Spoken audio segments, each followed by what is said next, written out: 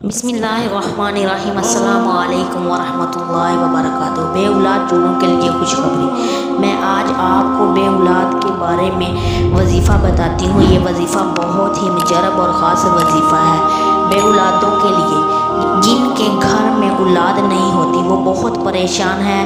जादू की वजह से, बंदिश की वजह से, जिस्मानी बीमारी की वजह से। वो अमल ये है जो मैं आज आपको बताने जा रही हूँ। सूरत व शम्सी व ज़ुहा 40 बार सुबह शाम और सूरत व तीनी 40 बार सुबह शाम। ये तो आप लाजमी पढ़ें। दूसरा ये कि सूरत कौसर आप मुसलसल पढ़ें, क्योंकि क़ुरैश मक्का ने अल्लाह के हबीब सल्लल्लाहु अलैहि वसल्लम को बे औलाद यानी बेटा ना होने का ताना दिया था। इस ताने पर सूरत नाज़िल हुई थी। अगर आप ये अमल करें तो इंशाअल्लाह बहुत फ़ायदा होगा।